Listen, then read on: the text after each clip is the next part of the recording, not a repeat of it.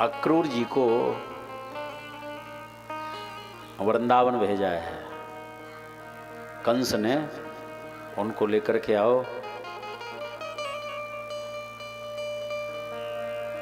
और मैं कई प्रकार के षड्यंत्र यहाँ पर रच रहा हूँ।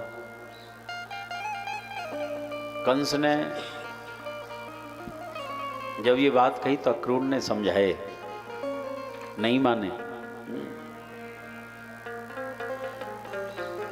अक्रूर जी जो हैं चले हैं वृंदावन की ओर। कंसोऽवताद्या कृतमेत्यनुग्रहम् द्रक्ष्येऽङ्घ्रपद्मं प्रहितो मुनाहरे कृतावतारस्य दुरत्ययं तमः पूर्वेतरण्यन्नखमण्डलकृशा। कंस की भी कृपा है जो मैं राम श्याम के पास जा रहा हूं। हाँ, उनके दर्शन सुलभ होंगे मुझे। हाँ, अपने माथे को उनके श्री चरणों में रख दूंगा। बड़े भावित हो रहे हैं। हरिशरणम। आज आंखों में आंसू हैं, हृदय बिल्कुल शुद्ध हो गया है। प्रेम का स्फुरण हो रहा है हृदय में। ये आंसू जो होते हैं ना, भगवान की याद में जो निकलते हैं ना, तो हमारे हृदय में जो कचरा होता है ना, गंदगी, आंसुओं के द्वारा बाहर हो जाता है। इसलिए आंसू खारे खारे होते हैं ना। हाँ, मनुष्य अपने हृदय को कितना कलुषित कर लेता है।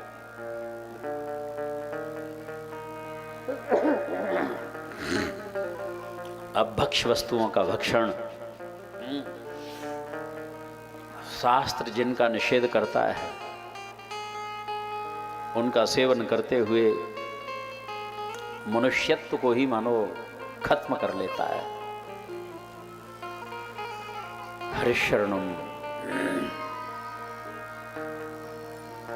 माँ का दूध कितना पवित्र है, बच्चे में कोई दोष नहीं होता, लेकिन आगे चल करके खान पान अशुद्ध होने से कितनी बुराइयां उसके जीवन में प्रवेश कर जाती हैं। हाँ,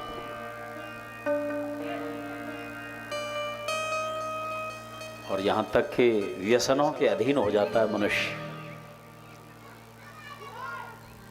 व्यसन उसे कहते हैं जिससे लाभ तो कुछ है नहीं, हानि है ही, लेकिन रह नहीं सकते उसके बिना।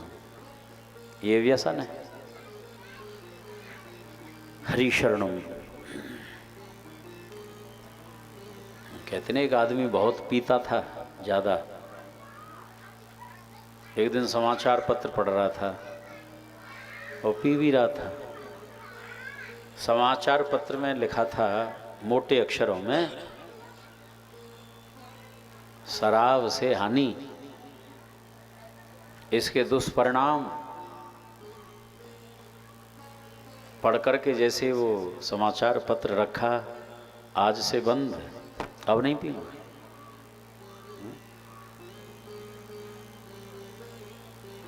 पत्नी आ गई, क्यों जी, आज से बंद? बोला आज से बंद। कभी नहीं पियोगे? क्या मतलब? बोला आप कह तो रहे हो आज से बंद। आज से अखबार पढ़ना बंद।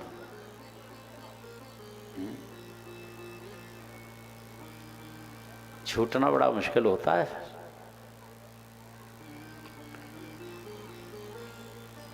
अक्रूर जी वृंदावन में पहुंचते हैं। राम श्याम ने जैसे ही देखा, गोष्ठ में रथ खड़ा किया है और नंद भवन ले गए हैं, भोजन कराया है, सैया बिछा दी है, बैठ गए। राम श्याम कुशलता ले रहे हैं, कुशलता बताइए। हे कृष्ण बलराम, तुम्हें लेने के लिए आया हूं, कंस ने भेजो हूं और तुम्हारे साथ बड़े ही विरुद्ध षड्यंत्र रचे हैं।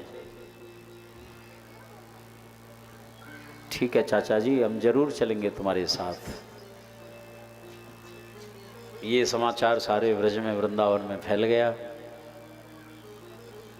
यद्यपि ये संदेश किसी को अच्छा नहीं लगा कि कृष्ण बलराम कल मथुरा चले जाएंगे, ये वृंदावन सूना हो जाएगा,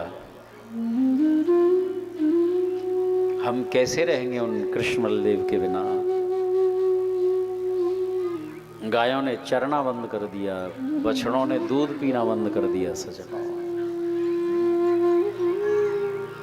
हाँ, आभास हो गया कि कृष्ण बलराम कल हमको छोड़ करके मथुरा जा रहे हैं।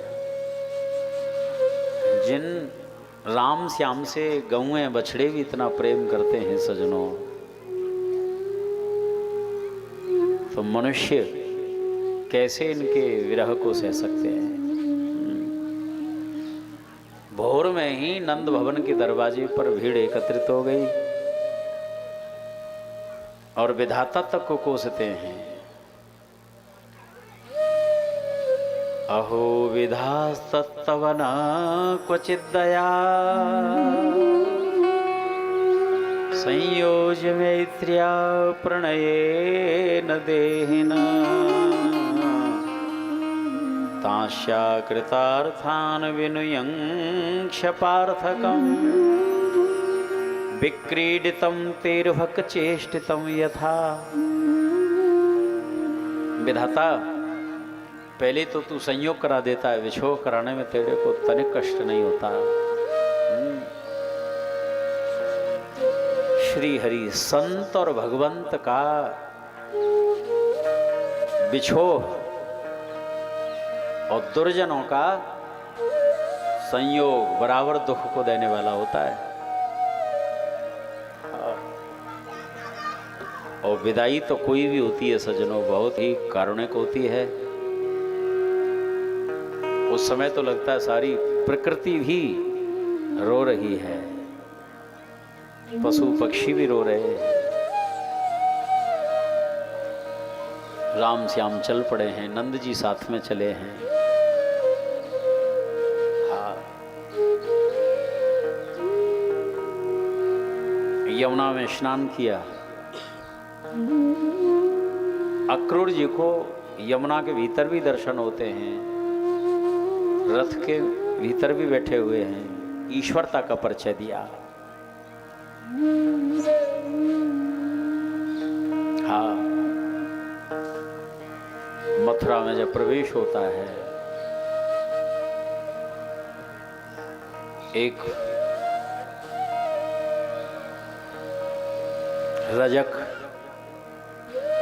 कपड़े धोने वाला धोबी, उसके ऊपर अनुग्रह किया ठाकुर जी ने।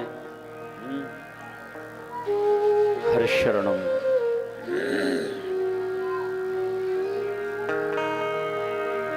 फिर एक दर्जी के ऊपर कृपा करी, आगे बढ़े चले जा रहे हैं।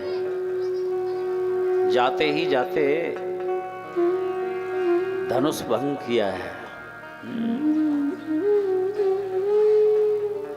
कृष्ण बलराम ने धनुष को तोड़ा है।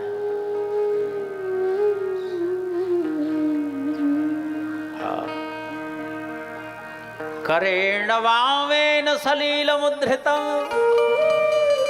सज्जं च कृत्वा निमिखेण पश्यतां नृणां विकृष्य प्रबभञ्ज मध्यतो यथेक्षुदण्डं मदकर्योरुक्रमः।